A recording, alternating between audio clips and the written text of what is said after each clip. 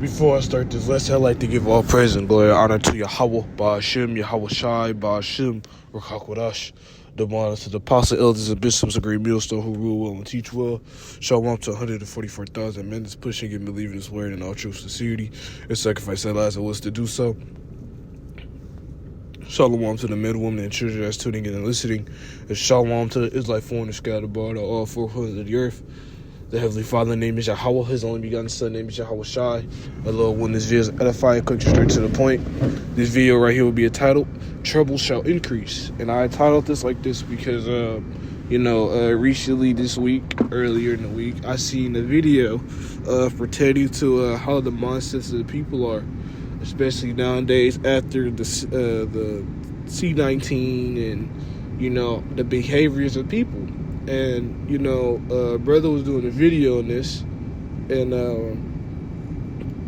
ultimately it was a study showing that people are more ruder, people are more quick to have road rage, people are more given into hatred, anger, and wrath. And, the meditating on the present state of the world right now, that's exactly what's going on. That's exactly what you're going to see. People giving into wrath, people giving into all manner of hatred and evil. And on the other hand of that, people's lives ain't going right. You got Southern and Northern Kingdom being persecuted by Esau, Edom. The Haitians are getting deported. The Israelites getting deported. Gad and Reuben getting what's the word I want to use? Getting troubled. And we seeing that Esau, Edom ain't just showing hatred towards one tribe or just the Northern Kingdom now. We're seeing that he's showing hatred, his horns, on all fronts. If you're more darker than a wet paper bag, you're going to get, you're going to have perplexity. You're going to be troubled by this man. He's coming against you. He's persecuting you in all ways, shapes, and manners and forms. And we're seeing that now.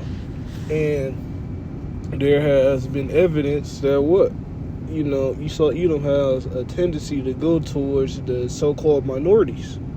So with everything that's going on, we're seeing Babylon fall. And with the fall of Babylon, more and more things are going to go left. More and more things are going to get more hectic. So I'm going to start off in this Jeremiah 51 real quick. So this is Jeremiah chapter 51, and I'll start at verse 7. But Babylon has been a golden cup in the Lord's hand, the Lord Yahweh's hand, that made all the earth drunken. The nations have drunken of her wine, therefore the nations are mad. Right? Babylon is suddenly fallen and destroyed. Howl for her, take balm for her pain, if so be she may be healed. Right? But what? Babylon ain't going to be healed. In this next verse, we would have healed Babylon, but she is not healed. Forsake her. Let us go everyone into his own country, for her judgment reacheth unto heaven and lifteth up even to the skies. So what? We're seeing that in this Jeremiah 51, that Babylon the Great is about to be judged. It was once a great place, a great power in the earth. And then what? We see that over the course of time, over the course of prophecy, Babylon is falling, and we're seeing that with our eyes now today. We're seeing that we're seeing the things that the ancient prophets wanted to know, wanted to understand, and we're seeing it take place today.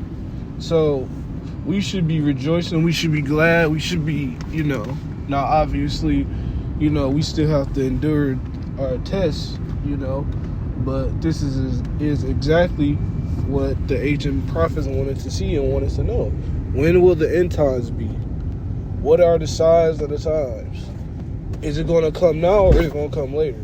This is exactly what ancient prophets wanted to know.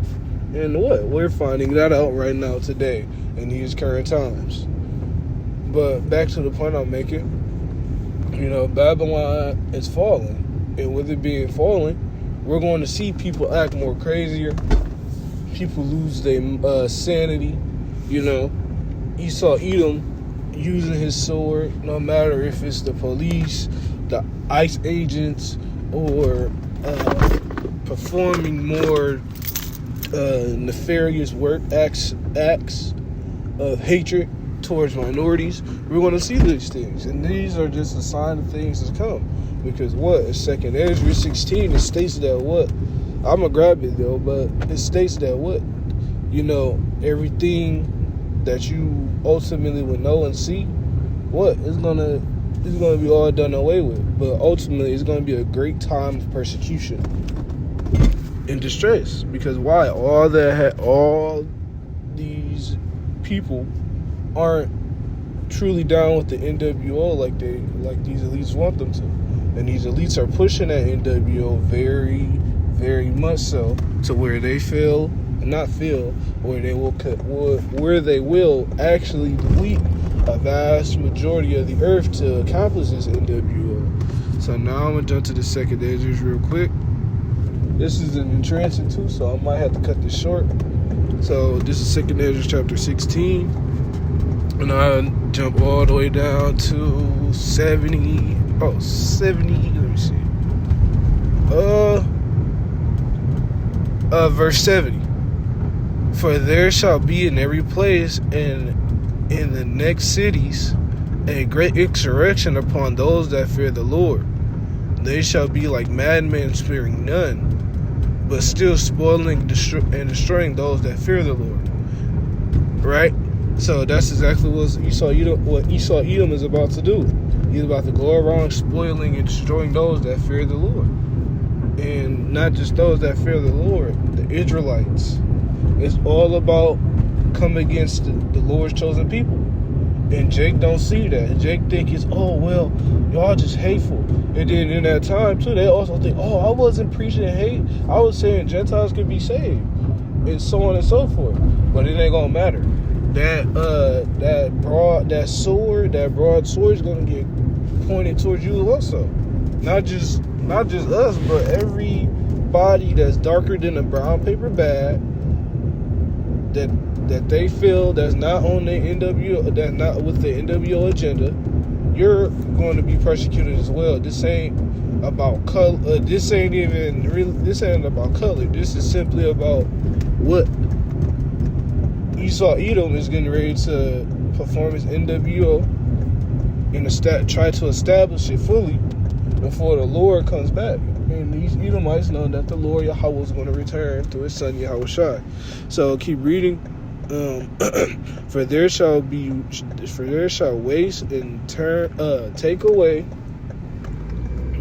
their goods and cast them out of their houses.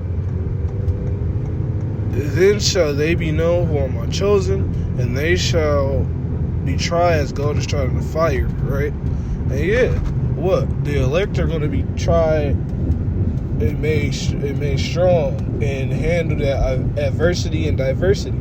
Within that time of Jacob's trouble, we're going to be like pilgrims upon the earth. Now, some brothers, as we all know, there's going to be different tribulations, different situations. Some brothers might be in a city, locked down in the city. Or some brothers may be posted up somewhere. Or, it just, you never know. We don't know how exactly it's going to all go down for each and every one of us. But just certain examples. But keep reading.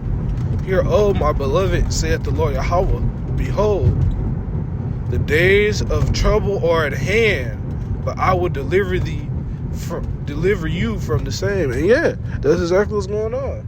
The days of trouble are at hand. The days of Esau Edom showing his hatred are at hand. The days of Babylon falling is at hand. We're going to see this. We're going to witness this. We're going to experience this and go through this. And this is just as I said before, this is a great time because all the ancient prophets wanted to know when this will happen. They wanted to be a part of this, but we are a part of it. So, we are going to witness perplexity, anguish, and distress at an all-time high. So, with that being said, I'm gonna grab Jeremiah 30, and then I might have to make a part 2 of this. Let me go grab it.